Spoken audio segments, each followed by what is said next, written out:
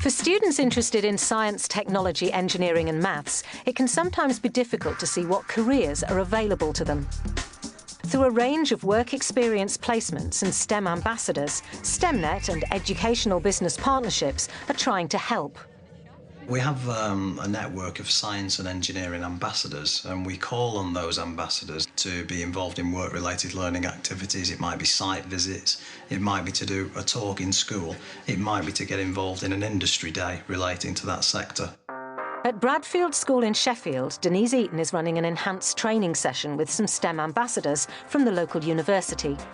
The role models have been recruited and trained through STEMnet. Hello, my name is Sinead Buckley-Redley and I'm a second-year chemical engineer.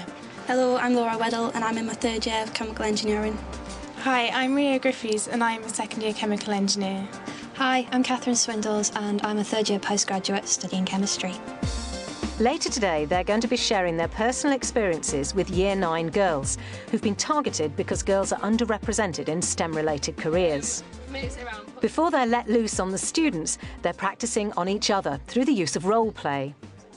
One of them is playing the part of the STEM ambassador and the others the part of the students. Who's willing to be the willing victim role model? I don't mind. OK, Catherine. OK, so we've got our willing role model. So the first thing you're going to do is try and explain what you do, then we'll chip in with questions. Okay. The thing that people always, when you say, yes, and what do you do, and you go, I'm a chemist, they go, oh, so you work in boots then. And it's not that. And I don't just make drugs, which is what everyone else also thinks. So what made you want to go to university and do chemistry in the first place? I think most of it was actually one of my sixth form teachers at school was my chemistry teacher. She was just so enthusiastic and so passionate about the subject. Have you any ideas what you want to do after you finish your PhD? I wouldn't mind maybe going working with a chemical company, so one of the big chemical companies. And another idea I've been toying with was the idea of doing patent attorneying. Put your minds back to being 13, 14 and thinking about university and careers. As well as fielding questions about their own careers, the ambassadors are trained on how to respond to common concerns of students. In this scenario, a fictitious Year 9 thinks studying science will limit her career options to that of a teacher. She thinks she doesn't have to be a teacher if she does science, and that she could go into sort of anything, even if you did a science degree, or like if you took science on further, it pretty much sets you up for any career that you could want to do. Yeah, I think also like science, you don't just learn pure sciences, you learn like bases and how to analyse stuff as well. So you could go into sort of management and that sort of field as well. It does, like the skills that you get, you can transfer to any sort of field of work. As a lesson starter, Denise and the ambassadors have come up with an exercise aimed at combating some of the stereotypical images of STEM-related careers. What I want you to do first is a little exercise that's going to involve the 4 role models that we've got around us. They're going to be helping you, working in your groups. You've all got posters of women who do different jobs. I'd like you to honestly think what you think those people do, just from what they look like. Although this exercise is being used with girls, the same approach could be used for other underrepresented groups. OK, so let's take that one. Yes, can you show that to the rest of the group? Who else has got that one? OK, what do we think she does? We think she's a banker. She's a banker, right? And what did you think? We think she's a manager of a business or a company. Right, OK. She's an automotive engineer. She designs car engines, and her name is Rahana. And she gets involved in Formula 1 cars as well. So there you are. It's a bit of an unusual one. Showing the students these images gives them proof that other people have succeeded in STEM-related careers. We thought she might be like a nurse or something, because she looked really friendly. That's Sharon, and she's a painter and decorator. What do you think Holly does? We thought she like worked for a charity or something. Right, and why is that? Because she's like really casual and she looks like quite smiley. OK, she's a very, very well-paid plumber. Holly, she works in Leeds and she won Apprentice of the Year. Because really all you hear about is all the boys get those kind of engineering jobs where you're making things and you're working with machinery, and you should know that it's not just a male thing to do, and women can actually get involved in stuff like that. Denise and the STEM ambassadors have decided to run a bath bomb making activity, showing how science is used in products around them in the everyday world. When I knew that we were going to have chemical engineers and a chemist to support the activity, it seemed appropriate to go with something that could use their knowledge and their experience. OK, so we're going to make a bath bomb, and it consists, like Rio said, of sodium bicarbonate and citric acid. And then when you put them together, fingers crossed it'll fizz. And then this is what happens. Oh, there we go. That's the citric acid.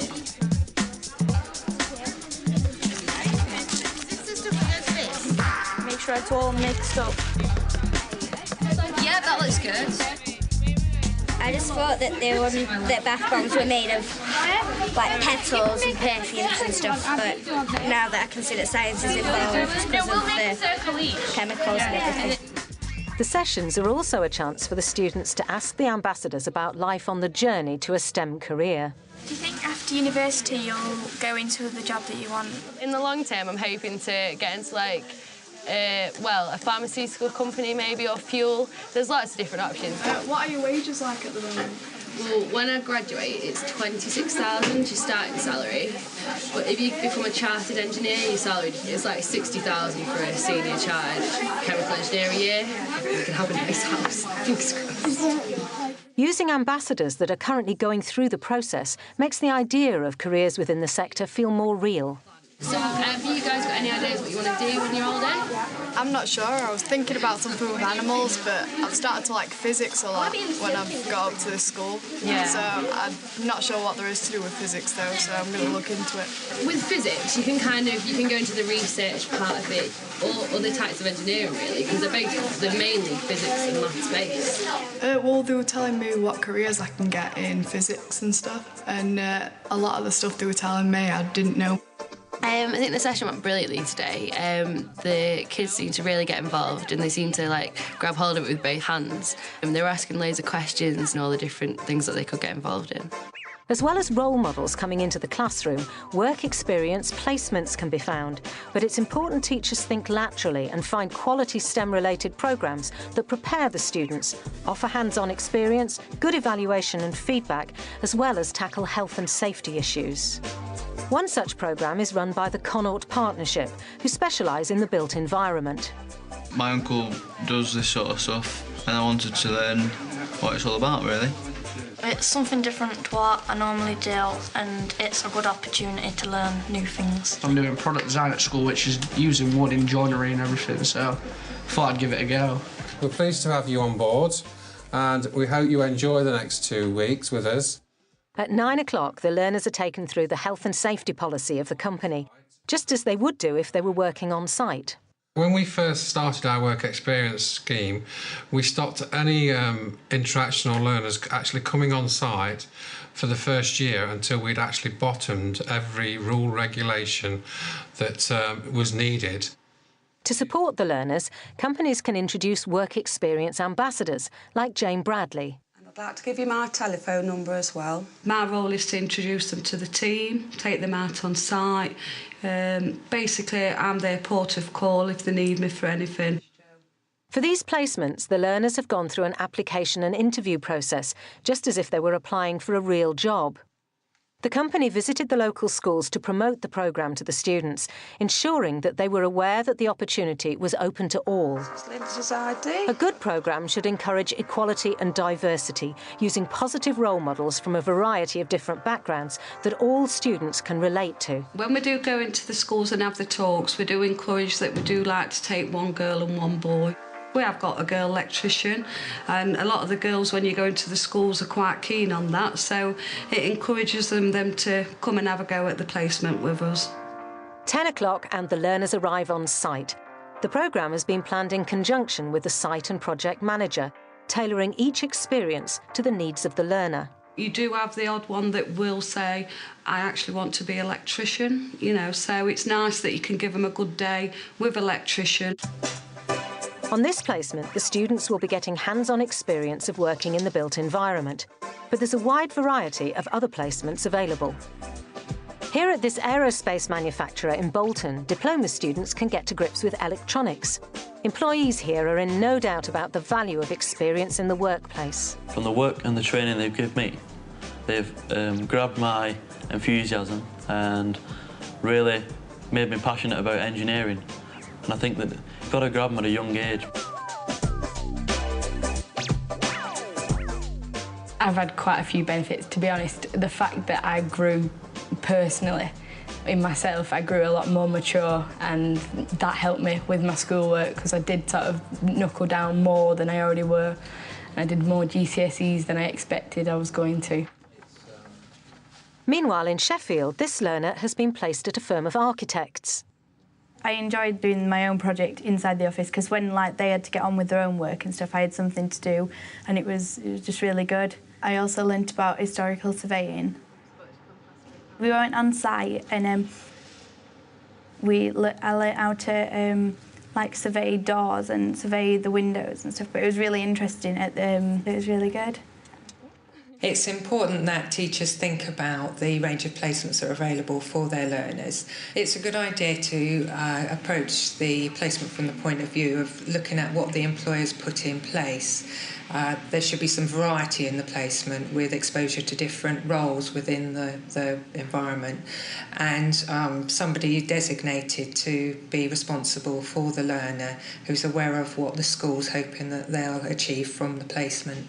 I worked a lot of the time with Ali, and it was really interesting because she was just so into her work, and she just made it really fun for me. Back at Connaught, it's 4 o'clock, and the learners return to the site office to go through a debrief with their work experience ambassador. Right, so we're at the end of the day, and we'd like to know how you've gone on doing your tiling task out on site. I'll start with you, Joe. How did you enjoy your tiling? It was alright, but it was a bit hard, but it was also interesting because you've learnt how you need to use your maths skills outside. I think that's it makes me think I want to pay more attention in school as well. I think you need your maths because you need to know how much of your materials that you need, because if you're cutting too much off and wasting it, then that decreases your profits. Doing tiling made me think about the use of I need to concentrate more on my technology when he showed me the tile cutter. But once the placement is over, it's not necessarily the end of the relationship with the learner. If we get a learner that's actually wants to really get involved with us and go that extra mile, we will track them through their next year of school, and if they get the grades that they're expected to get, we will actually offer them a place of a full apprenticeship.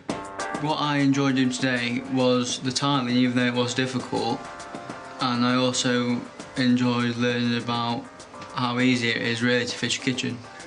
It's good because now you get a bigger idea of what it's like when you go out into the big world of work and everything. Today I enjoyed the tiling and the joinery, learning new skills and being as good as the boys.